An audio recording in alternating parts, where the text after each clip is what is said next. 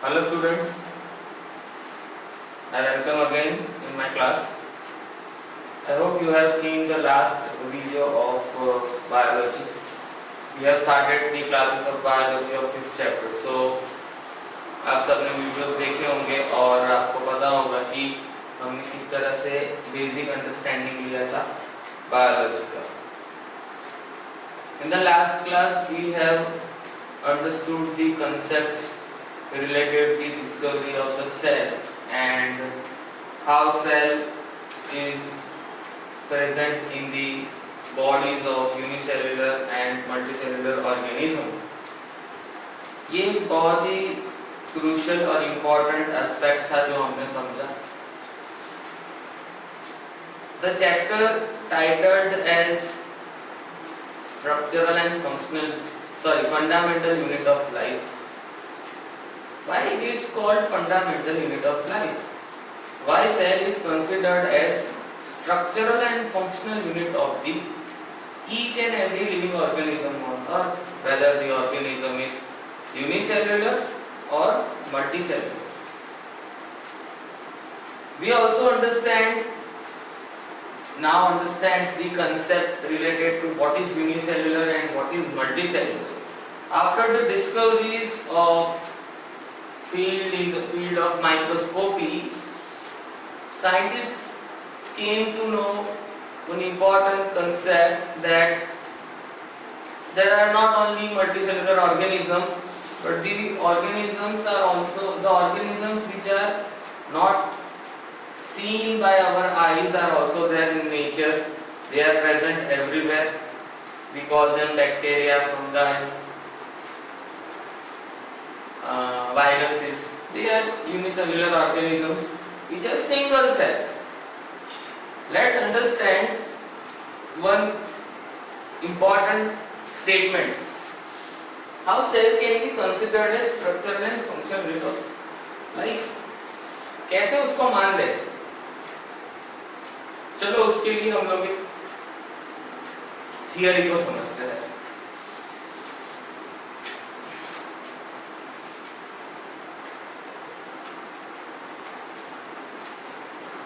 What is the meaning of unicellular is single celled organism. Single celled organisms are considered as unicellular organisms. Let us understand the example of one most common unicellular organism understood by all of you, and that is amoeba. This amoeba you must not have seen under the microscope. You soon will be observing certain slides related to microorganisms. Amoeba जो है वो एक ऐसा organism है जो unicellular, वैसे बहुत सारे हैं. आपको ये बाउंड्री जो दिख रही है वो अमीबा का एक शेप है. अमीबा का शेप जो होता है वो इरेगुलर शेप होता है, उसका कोई शेप फिक्स नहीं होता. हमारे ह्यूमन का फिक्स्ड शेप है, एक फिक्स्ड आउटलुक है. देख के पता चलता है कि ह्यूमन स्टैंडिंग. गोरिल्ला का भी एक फिक्स शेप है, एलिफेंट का भी एक फिक्स शेप है, प्लांट का भी एक फिक्स शेप है. Each and every living organism has fixed shape, but this particular organism which is called amoeba has the fixed shape नहीं है. इसका जो भी ये आउटलाइन देख रहे हो ना, वो उसका एक इम्पोर्टेंट सेल ऑर्गेनल है which is called plasma membrane, which we'll discuss within 10 minutes. ये अगर इसको खाना चाहिए तो ये क्या करेगा? जैसे कि यहाँ पर एक फूड पार्टिकल है, फूड पार्टिकल इधर है, इधर तो ये क्या करेगा? अपना ये जो पार्ट है ना, वो क्या करेगा? इस तरह से बढ़ाएगा और ये फूड को अंदर लेगा इस तरह से. तो यूनिसेल्युलर ऑर्गेनिज्म की जो है ना, उनकी सारी एक्टिविटी किससे चल रही है?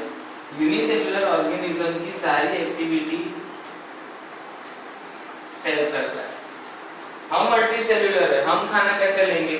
हम खाना लेंगे, मुंह हाथ में लेंगे, यहाँ मुंह से इंजेस्ट करेंगे, एनगल्फ करेंगे, फिर वो डाइजेस्टिव सिस्टम में जाएगा, डाइजेशन। अमीबा में ऐसा कुछ है ही नहीं, उसके पास ऑर्गन नहीं है, टिश्यू नहीं है, so only whole process is performed by cell. उसको ऑक्सीजन लेना है, ऑक्सीजन यहाँ से एंटर करेगा उसकी बॉडी में, CO2 बाहर निकलेगा। वेस्ट प्रोडक्ट भी वो अपने सेल में इस तरह से वेस्ट प्रोडक्ट सेल के बाहर रिमूव कर देता है। तो पूरी सेल की ये जो बाउंड्री है ना, उसी से उसके सारे फंक्शन होते हैं। उसका मतलब ये कि cell is an integral part of amoeba, क्योंकि एक ही पार्ट है तो वही सारा काम कर रहा है। And the function is all the functions, all the necessary functions like excretion, मतलब वेस्ट रिमूव करना, डाइजेशन, फूड को कॉम्प्लेक्स से सिंपल में कन्वर्ट करना, इनहेलेशन, रेस्पिरेशन करना, ऑक्सीजन लेना, कार्बन डाइऑक्साइड बाहर निकालना, मूवमेंट करना, मूवमेंट भी वो इसी से करता है जो उसके पार्ट है, which is called pseudopodia, जो हम पढ़ेंगे पार्ट में। ये सारे पार्ट्स सारे सेल से ही परफॉर्म होते हैं। that is why this particular outlook of amoeba which is called cell is the functional unit, क्योंकि सारे फंक्शन वो करता है, और स्ट्रक्चरल यूनिट क्योंकि वही उसका स्ट्रक्चर बना रहा है। तो ये हमने समझ लिया कि चलो यूनिसेल्युलर ऑर्गेनिज्म में स्ट्रक्चरल और फंक्शनल यूनिट तो सेल ही कहेंगे। अगर यहाँ पर कुछ इंजरी हो गई अमीबा को, यहाँ पर इधर कुछ भी हो गया, तो उसका सेल डिस्ट्रॉय हो जाएगा, क्योंकि सेल ही है उसके पास, और कुछ नहीं है, ना तो टिश्यू है, ना ऑर्गन है, ना ऑर्गन सिस्टम है। उसका सेल ही उसका सबसे इंपॉर्टेंट पार्ट है। अगर हम लोग ऐसा बोल सकते हैं कि सेल ही उसका करता धरता है। Without cell it can not perform any activity, without cell it can not be in a living state. So this example is given to you for the understanding of this particular question, which is also there in the exercise, this particular. Now let us understand the concept related to multicellular organism.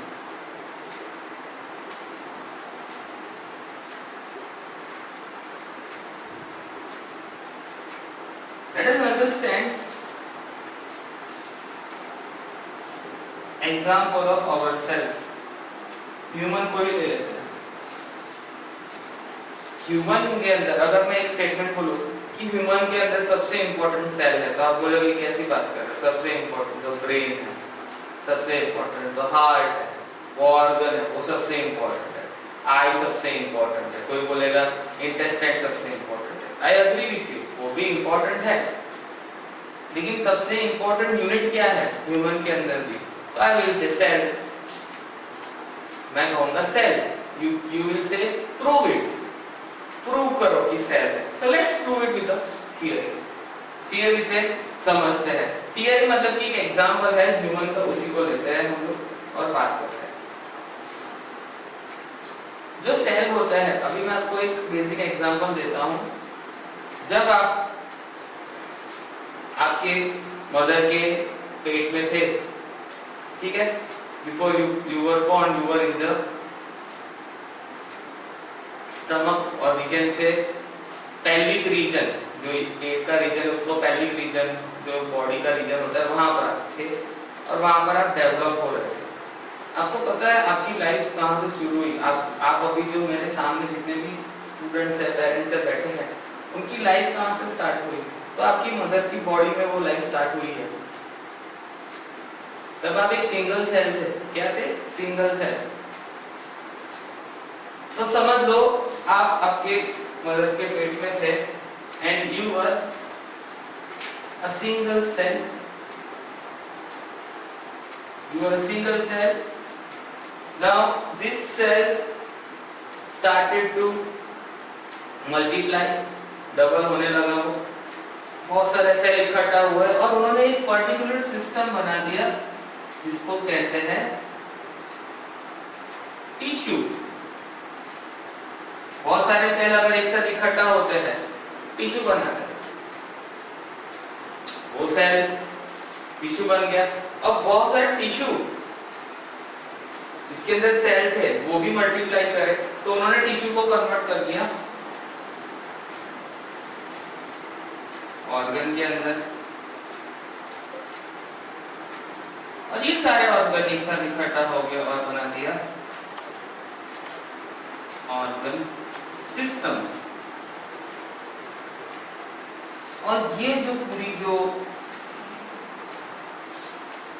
Structures है, cell, tissue, organ, organ system, ये सारे मिलके एक बनाते हैं body. जो आपके सामने मैं जो खड़ा हूँ मेरी पूरी बॉडी है, मेरे बॉडी में अलग अलग ऑर्गन है और वो ऑर्गन के अलग अलग टिश्यू है, अलग अलग सेल्स। उसका मतलब क्या है कि शुरुआत तो यहाँ से ही हुई ना, शुरुआत यहाँ से हुई, which gives an indication that cell is the functional unit. Each and every function of our body is performed by cell. ठीक है, अभी हम लोग इसी सेल को लेकर एक आपके जो आप जिसको जानते हो उसके बारे में डिस्कस करते हैं। तो आप सब लोग कौन सी सिस्टम को जानते हो? तो आप सब लोग जानते होंगे एक ऐसी सिस्टम जिसको हम कहते हैं respiratory system.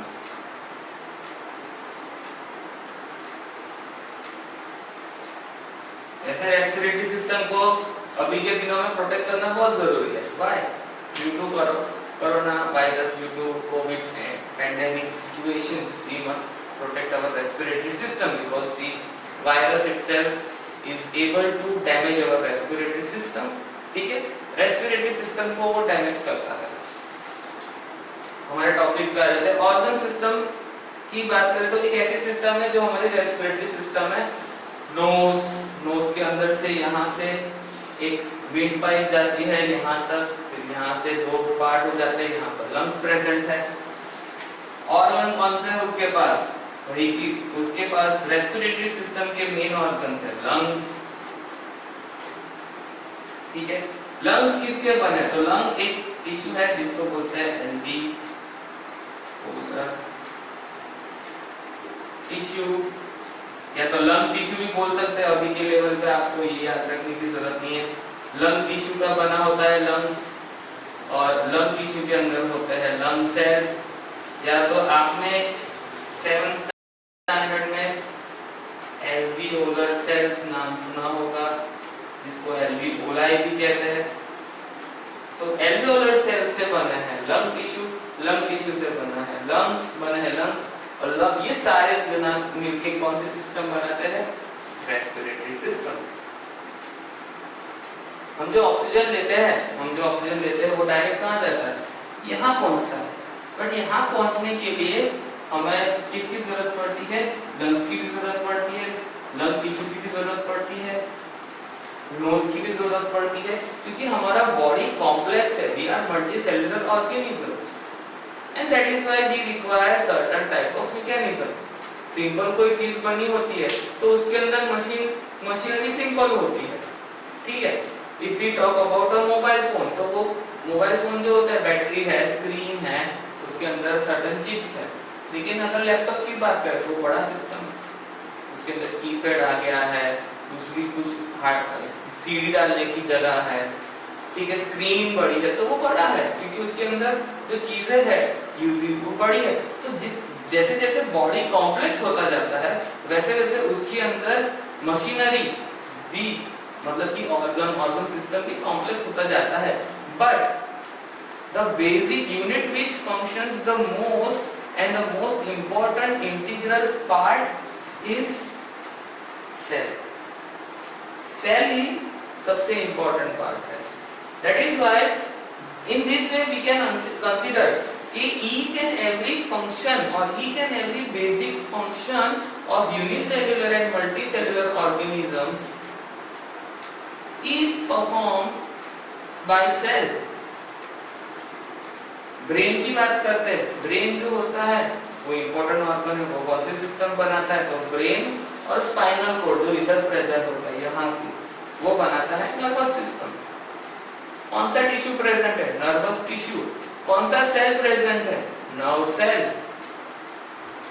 In this way we can understand that cell is the structural and functional unit of the body, and cells are fundamental units of life. Cell is a fundamental unit of life, that is for sure. So I hope you have understood this thing. Let us understand one important statement which is there in the book before starting the topic 5.2. एक important topic समझते हैं क्या?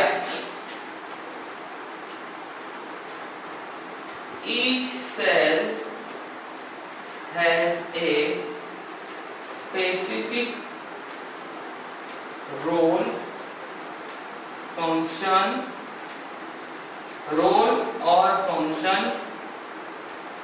shape and size. सारे cell एक size के नहीं होते. Each cell is shaped according to its function. Shape function अलग अलग होता है. जैसे कि यहाँ पर मैं पिंच करूँगा, मुझे पेन होगा. मैं पिंच करूँगा, यहाँ पर पेन होगा. Because यहाँ से यहाँ पर present है nerve cells. These nerve cells will pass messages towards our brain.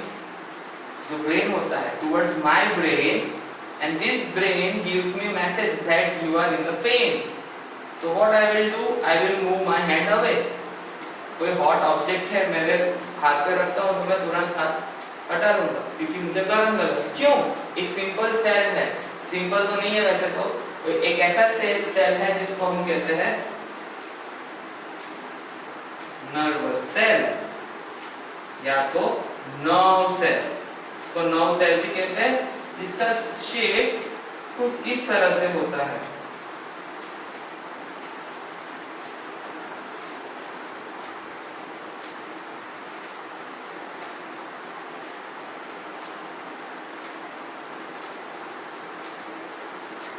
इतना बड़ा सेल होता है, वो बड़ा सेल होता है. ठीक है, माइक्रोस्कोप के नीचे हम इसको देख सकते हैं. ये यहाँ से मैसेज लेता है और इधर से वो मैसेज को ट्रांसफर करता है. पूरा मैसेज यहाँ से ट्रांसफर होता है. ठीक है, तो ये नर्व सेल है. ये सारे इकट्ठा होते हैं और नर्व टिश्यू बनाते हैं. तो इसका शेप अलग है क्योंकि इसका फंक्शन अलग है.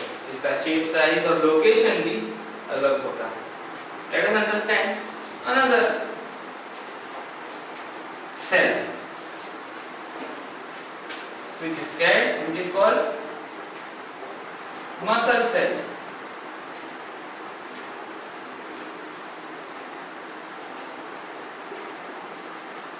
ये मस्कुलर सेल है. ये क्या है? Muscular cell. ये मस्कुलर सेल कैसा है? ये मस्कुलर सेल फ्लेक्सिबल है. ये कौन सा मस्कुलर सेल है? जो हमारी डाइजेस्टिव सिस्टम में प्रेजेंट होता है.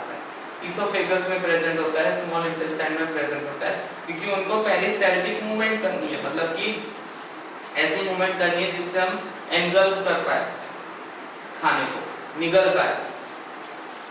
तो this is a muscle cell. उसका शेप अलग है, उसका साइज अलग है. Fat cell. फैट सेल कैसा होता है? फैट सेल बहुत ही बड़ा होता है और इसका यहाँ पर ये फैट स्टोर होता है. यहाँ पर उसका मेन सेल का न्यूक्लियस होता है जो उसका सेल ऑर्गेनल है. ये फैट सेल है. फैट जहाँ पर हमारे बॉडी में फैट होती है, फैट स्किन के नीचे का लेयर जो होता है जो हमें शॉक एब्जॉर्ब करने में हेल्प करता है, हमारे अंदर के ऑर्गन्स को प्रोटेक्ट करता है, वो फैट जो होती है वो ये फैट सेल ऐसा होता है. तो इसका भी शेप अलग है. Each and every cell you must be observing this particular thing in your book also. तो आप देखोगे तो बुक में भी अलग अलग डायग्राम्स दिए हैं, अलग अलग फिगर्स दिए हैं in which there is a clear cut indication that cell has specific function, specific role, and according to their function role they are arranged in our body at a different location. Nerve cells are present more in brain and spinal cord. बहुत पूरे body में है लेकिन सबसे ज्यादा वो brain और spinal cord. Fat cell are present more where fat is more in body. Muscle cells are more where muscles are present, more muscles are. लेकिन बोन सेल्स है, हमारा जो हड्डी है उसके अंदर भी सेल्स होते हैं, उसको बोन सेल्स कहते हैं. तो वो बोन सेल्स के अंदर नर्व सेल्स नहीं होंगे, ना तो मसल सेल्स होंगे, ना तो आरबीसी होंगे. which is called red blood cell, and WBC, which is called white blood cells respectively. So in this way we have understood one important aspect, that cell has specific function and specific role. So cells are very specific in nature. उनका role जो होता है वो specific होता है, इसीलिए उनको अलग अलग शेप दिया है। आप बोलोगे ये शेप कैसे आया?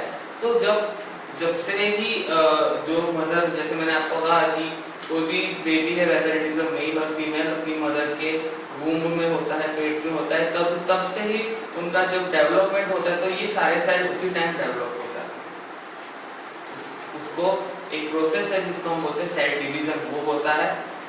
वो भी हम ये चैप्टर के लेटर पार्ट में पढ़ेंगे। सबसे लास्ट पोर्शन इस चैप्टर का होगा। सेल का सारा जो बेसिक फंक्शन है ना, वो हमने अभी समझ लिया है। अब हम लोग क्या समझेंगे कि सेल जो है वो इतना इम्पोर्टेंट पार्ट है। इम्पोर्टेंट मतलब कि बड़ी से बड़ी बॉडी होगी, लेकिन उसका सेल अगर अच्छे से काम नहीं करता तो वो बॉडी कुछ काम की नहीं है। ऐसा हमने प्रूव किया और ऐसा होता भी है। तो वो सेल में ऐसा तो क्या होता है जो उसको उतना अच्छा बनाता है, उसको उतना ब्रिलियंट फंक्शनिंग प्रोवाइड करता है? तो सेल क्या है? तो इसीलिए हम लोग जो नेक्स्ट टॉपिक है वही पढ़ने जाने वाले हैं, and that topic is what a cell is made up of. What is the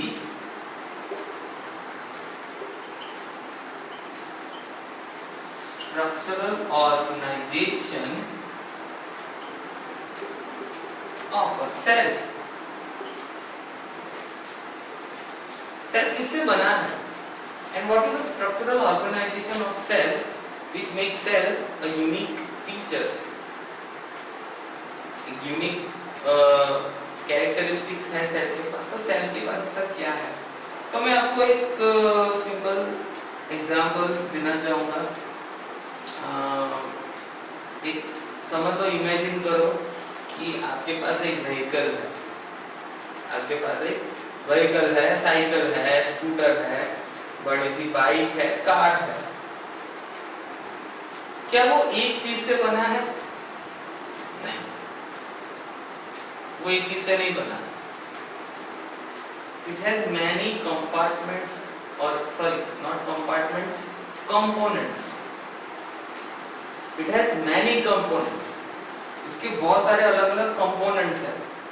Even if we talk about this marker pen is made up of different parts. ये प्लास्टिक का उसका covering है, लेकिन इसको निकाल दो, क्या काम का है? ये निकल के कुछ काम का नहीं। अंदर इंक का जो बड़ा सा स्केच पेन के पीछे होता है, अभी निकालूंगा तो मेरे हाथ खराब हो जाएंगे। तो पीछे जो इंक का एक बड़ा सा पार्ट है जिसके अंदर हम इंक डालते हैं, जिसके अंदर स्पॉन्ज होता है, वो भी इम्पोर्टेंट पार्ट है। उसको निकाल देंगे तो इंक कैसे मिलेगी? तो उसका मतलब ये है कि ये मार्कर पेन, अगर ये ढक्कन भी निकाल दूंगा ना इसका, तो भी ये इंक सूख जाएगी due to evaporation which we have studied in first chapter. तो एक ये ऊपर का उसका पूरा आउटर बॉडी, ये दो पार्ट, फिर अंदर जो इंक है वो, और ये बाहर का 4 पार्ट। ये छोटी सी मार्कर भी 4 पार्ट से बनी है और सारे पार्ट्स इंपॉर्टेंट है। Right? I'm just giving you a practical example to understand the topic in a more detailed manner. So I just want to know कि ये structural organization जो सेल है, तो सेल तो ये मार्कर के सामने कुछ बहुत ही बड़ा है।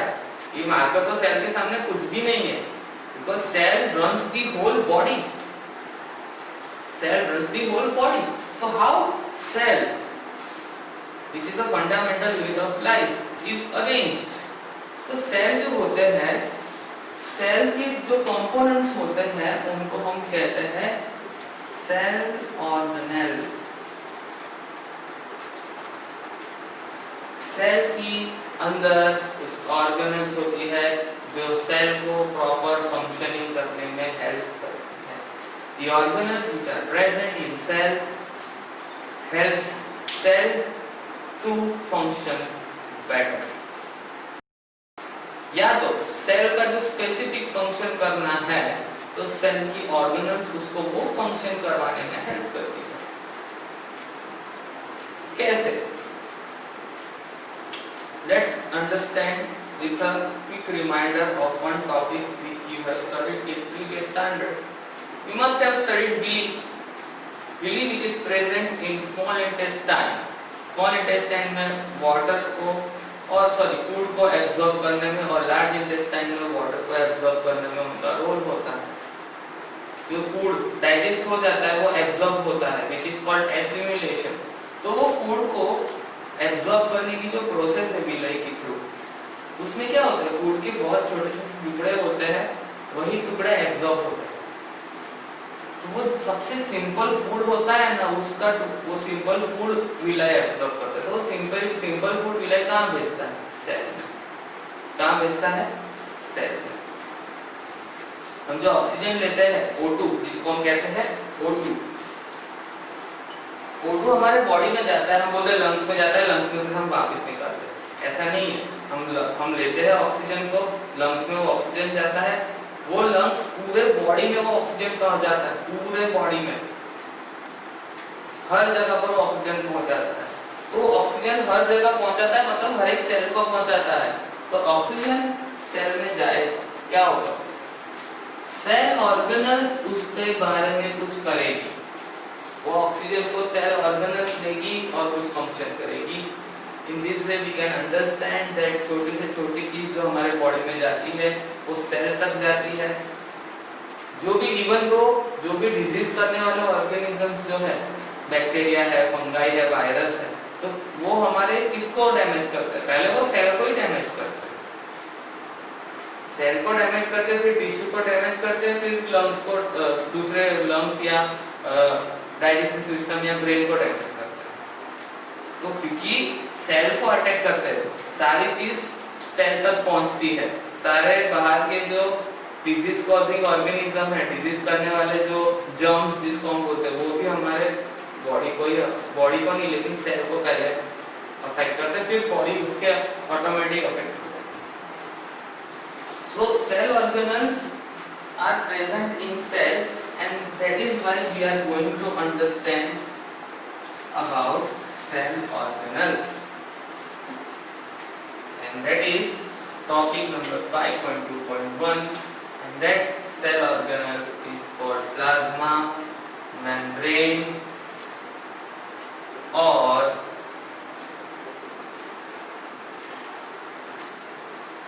cell membrane. Plasma membrane and cell membrane. Plasma membrane and cell membrane are the organelles, या तो दोनों एक ही है वैसे तो। Plasma membrane and cell membrane is the organelle which is present in cell. It creates the outer layer. Cell जो है, समझ लो कि ये प्लांट सेल है, तो उसका ये जो आउटर बाउंड्री ना वो सेल वॉल है। वो सेल वॉल के थोड़े ही नीचे एक इस तरह का एक लेयर होता है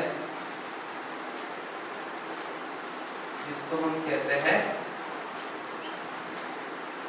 सेल मेम्ब्रेन और plasma membrane. I will be saying either plasma membrane or cell membrane, so do not worry, you can also use one word or both of them. Animal cell और plant cell में जो ये layer जो होता है उसको हम कहते हैं सेल मेम्ब्रेन। उसका काम क्या है? What is it? तो उसका काम, उसके फीचर्स हम लोग समझेंगे। पहले तो हम वो समझ लेते हैं कि वो कहाँ प्रेजेंट होता है। तो एनिमल सेल में, एनिमल सेल है ना, तो उसका आउटर मोस्ट लेयर जो होगा, जैसे कि I was telling that एक एनिमल सेल है, उसका जो आउटर मोस्ट लेयर जो होता है उसमें सेल वॉल नहीं होता, तो उसका जो आउटर मोस्ट लेयर जो है वो क्या है? वो एक प्लाज्मा मेम्ब्रेन है। सो प्लांट्स के अंदर जो सबसे आउटर मोस्ट लेयर जो होता है वो सेल वॉल होता है, उसके बाद प्लाज्मा मेम्ब्रेन होता है। और एनिमल के अंदर ये जो होता है बाहर का लेयर, वो एक क्या होता है, प्लाज्मा मेम्ब्रेन होता है। Let us understand this concept in a detailed manner. Plasma membrane के बारे में अब हम लोग एक दूसरे फीचर के बारे में हम डिस्कस करते हैं। It only allows certain particles to come inside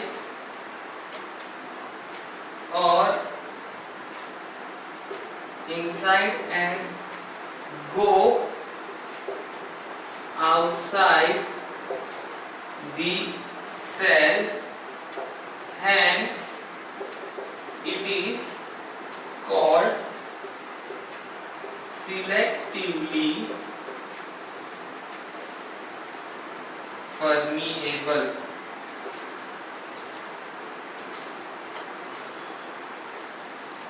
Let's understand this with a diagram. एक सेल है और ये उसका plasma membrane. What will happen that यहाँ पर लिखा है allows. What is the meaning of allows? Allows मतलब परमिशन देना। किसको? Certain particles को। Certain particles को ये परमिट करता है कि inside, come inside। तो वो एक पार्टिकल है ये ब्लू कलर का, उसको अगर आना है तो अगर वो सेल के लिए फायदा कारक है, बेनिफिशियल है, तो वो अंदर उसको बुलाएगा। और ऐसा एक पार्टिकल है which is harmful और which is not required at the moment by the cell, वो उसको आने नहीं देगा। ये उसका काम होता है। इसलिए वो क्या कर रहा है? It is selective in nature. It is selective in nature and permeable means what? Permeable उसको बोलते हैं जो आने देता है। ठीक है, परमिएबल मतलब परमिशन देना आने जाने की। ठीक है, बट सिलेक्टिवली परमिएबल है मतलब वो सिर्फ सर्टेन मॉलिक्यूल, सर्टेन सब्सटेंस को ही अंदर आने देगा, जाने देगा। This is the central role of plasma membrane. Plasma membrane it is known for this particular function. Cell के अंदर अगर सारी चीज आ गई, हमारे बॉडी में डस्ट आता है, काफी सारी चीजें आते हैं, जर्म्स आते हैं, सबको थोड़ी सेल अंदर लेगा। तो इसीलिए सेल की जो बाउंड्री है उसमें एक फंक्शन है क्या, कि जो प्लाज्मा मेम्ब्रेन है, जो रक्षक है, जो सबसे बाहर का लेयर है, वो सिर्फ सर्टेन पार्टिकल्स को ही आने देता है, सर्टेन पार्टिकल्स को वो आने नहीं देता, अंदर बाहर दोनों। अगर कोई पार्टिकल है जो यहाँ पर प्रेजेंट है और उसको बाहर जाना है, तो सेल मेम्ब्रेन उसको परमिशन देगा तो ही वो बाहर जा पाएगा, वरना वो नहीं जा पाएगा। That is why it is called selectively permeable membrane. Okay, so एक क्वेश्चन है कि how cell membrane is considered as selectively permeable. So this is the reason that it only allows certain particles to come inside and outside of the cell. That is why it is called selectively permeable. If the cell does not want the particles, plasma membrane will not allow those particles to come inside the cell. So this is the very crucial role of plasma membrane. Important role, सबसे important role plasma membrane का ये है. So this was the plasma membrane and its function. So in the next class we will understand the important features related to plasma membrane in detail. अब आपका जो homework है वो क्या है? तो जो इन टेक्स्ट एक्सरसाइज जो है,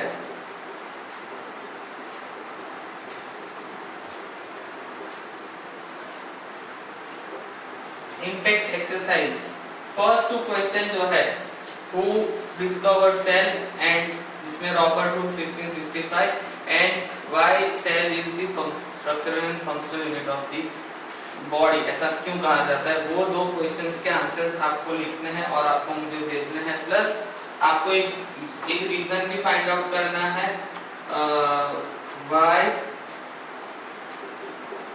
plasma membrane is selectively permeable, ये आपको एक आंसर देना है। प्लस दूसरा क्या है, आपको डायग्राम ड्रॉ करना है।